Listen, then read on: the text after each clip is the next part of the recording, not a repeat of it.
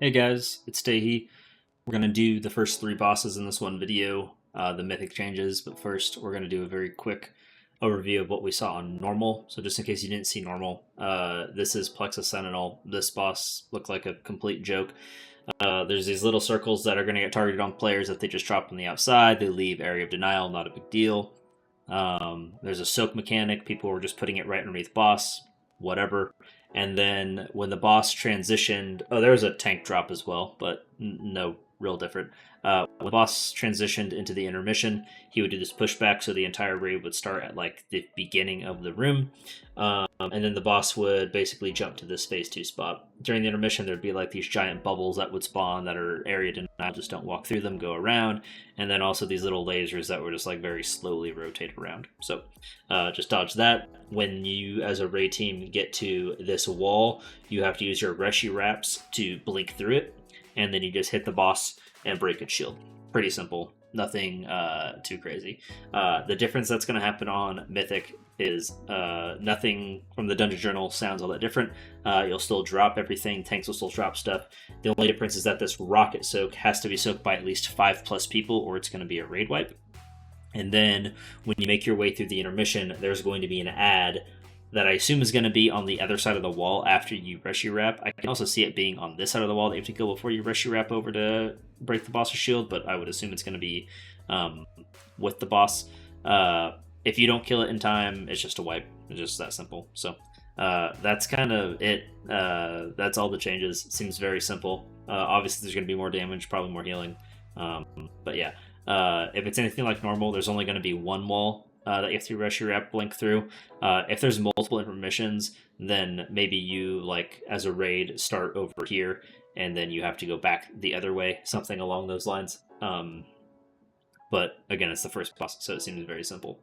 For Loomi'thar, there actually is going to be a few different changes, but nothing too bad. So on normal, what we saw, there's this piercing strand frontal soak that the tanks take care of. Sorry, it's not a soak. It's just a tank mechanic. Just no one else be in it or you're going to take extra damage. There's these little purple circles that drop from the sky in phase 1. They seem somewhat targeted on players. Like, they don't go directly in the center of a player, so you don't have to be like directly here. You can be, but like if you're on the outside of the circle, it can also like still go underneath you. So it seems semi-directly targeted at players. And then also this web strand that you break, and when you break it, you're going to leave a web behind on the outside of the room. I assume when you get to Mythic, you're going to want to like put markers around the room and say like, hey, when these webs come out, everyone goes to X to break, so that way you put as many webs in one area, because these webs do grow to a certain size and then they stop. But it's more area of denial for the last phase of the fight, which you're going to run out of room if you don't do phase 1 well. And I don't think these webs ever go away, but maybe I'm wrong on that. The other thing we saw in normal is this giant halo ring. It's like the first boss of, I think it was Vault, whatever the first tier in Dragonflight was. The first boss where he made like all these ads that had this giant ring, and you had to kill one of the ads to like get through and get safe. As soon as you kill one of the ads, like this entire web breaks from here to here. This is all just one giant line, so I can't delete it, sorry.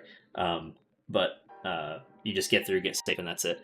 The only thing is on normal, there was an overlap of the web grips that happened simultaneously with this. So, yeah, you just have to be careful about not going like, let's say you break this wall and then you come over here and this wall right here isn't broken. You're going to get gripped through. That's obviously not what you're trying to do. So, and then when it came to phase 2, this giant puddle, it slowly grows over time and it follows the boss. So this one will stay here, but as the boss moves, this circle stays under boss, and he just basically keeps bleeding out and spreads his blood all over the place and just keeps growing the longer the boss stays in one place. So as you move this boss around, this puddle would stay here, and then there would just be like more puddles that continue to spawn underneath and also continue to grow. There's this writhing wave that has to be soaked by your raid team. In Mythic, it's going to have to be group soaks over time, but we'll get to that in a second. And the push is at 50%. This is when he goes into the second phase. And this is kind of like what I think it's going to look like. You're going to bait, because there's going to be these little purple circles that fall from the sky. So you'll just bait these as a raid, and then after you bait those, the raid will just rotate and help soak this. And then you just do that all the way in the room until the boss dies. So Mythic Changes. In phase 1, we're going to get these crystals that I assume are going to spawn in like these locations. They could also spawn in like these little purple orb thingies. I'm not 100% certain, but it reads to me like Avatar. So I pulled up an old Avatar kill video to show you. Essentially, this purple beam that's behind this guy, he's going to start soaking it, and it just did damage, and it was like a healing reduction simultaneously. And you're just going to have to figure out a rotation of players so that this is constantly soaked and never touching the boss. If it does touch the boss, it's going to do raid-wide damage, but that's the only change in phase 1. Outside of like random instant burst damage that happens on the entire raid, but that's not really mechanic. That's nothing you can stop from happening from how the dungeon reads. When you go to phase 2, it's basically the same phase 2 that you saw last time. I assume these crystals are going to be deactivated because they don't show up in the second phase of the dungeon journal, so you don't have to soak these anymore. But there has to be 5+ people in this soak, and every single time you soak it, you take more damage. So that means you're going to have a rotation of players soaking and not soaking every single time this happens. This will also be a lust, because this is a race against time, and also a race against running out of room in the boss arena as well. But that's kind of it for Loomi'thar. The only other thing, I guess, is like if you don't have 5+ people soak this, essentially the boss gets an absorb shield based off of whatever damage didn't get absorbed from the ability that came out. So, I guess I forgot one other thing. There's an Arcane Outrage ability that just sounds like circles that go on players, and if anyone is within your circle, they just take extra damage. That's nothing too crazy. Just gonna take a lot of room to do this boss well. The other thing you could do is you could just completely flip this, so you could also have like the frontal pointing at the wall, and then the tank and all of your DPS and healers would be in the opposite position. And essentially, if you get that purple circle I just deleted, you would run away, and then everyone else would come in and soak, and then the boss would just run in the room, and you just repeat that from there. So either of those would work. It just kind of depends on how much area denial gets put in the room. So, the last boss fight is Soulbinder Naazindhri. Real quick, just looking at the normal, what we saw in normal. Essentially, the boss is just about these lines go out on people. They shoot out these orbs. These orbs hit these canisters that are housing these ads. Once they hit the orb, the test tube that's housing the ad breaks, and then you can kill the ad that was inside of it. These test tubes are all doing a cast, and if the cast finishes, the ad inside of them spawns and comes out. So that's kind of it. There's also going to be these Kai'Veza star orb shootout things. It just looks like the Kai'Veza star shootout mechanic thing, but they move a lot slower. And that's kind of like the premise of the fight. Break these test tubes that have ads in them with these orbs, going and then kill them and repeat. There's a knockback, just don't get knocked off the map. That simple. In Mythic, things are going to change quite substantially.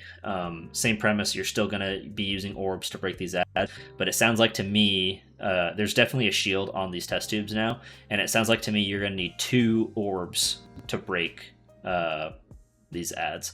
So in normal, at least for the raid size I saw, only 2 lines, so 2 orbs came out at a time. So you're just going to have to essentially shoot 2 at the same time at one, or shoot 1 at one, and then on the second time shoot it at the exact same ones again, and that way you can kill 2 at a time. Either or would work. It just kind of comes down to whatever preference it's going to be. It also sounds like the knockback, as soon as you land, it's going to drop a puddle on the ground. I'm not 100% certain on that, but that's just how I'm interpreting the dungeon journal.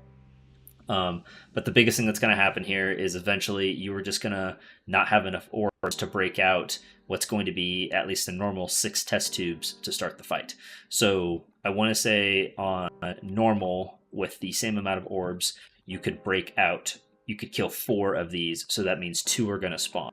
So essentially, Race to World First is going to find out which of these ads is going to be best to stay alive. When these ads come out on Mythic, they have slight changes to them. The Phase Blade just gets stronger over time. I think he does like 7% more damage for over the course of X amount of seconds, whatever it is, the longer it stays alive. The Mage, every time you kick it, its cast time gets halved. And then the little assassin, whenever he does little I can't think of it, his little shadow step type thing, it does damage to the primary target, and then anyone that's within, however many yards of the primary target also takes additional damage and a dot as well. At least it reads that way. It could also just be the dot, but it's difficult to interpret from how the Dungeon Journal is saying it or how it's going to work. But yeah, these bosses seem very simple for how they're going to work on Mythic. This is the only one that kind of has to get figured out with how you're going to do these ads. And then Loomi'thar is just kind of like how you're going to place your area of denial that happens in phase 1 with these webs. And then how are you going to position the raid when it comes to like this bait and then go soak? Is it going to face the room? Is it going to face the wall? What exactly is going to be the best strategy? So those are the things to keep in mind when you do Mythic. Soak this line for Loomi'thar. And yeah, I think that's it. Nothing too crazy for these first 3 fights. Thanks for watching, guys. Good luck in your raid testing this week if you're raid testing. And I will see you guys in the next video. Have a good one.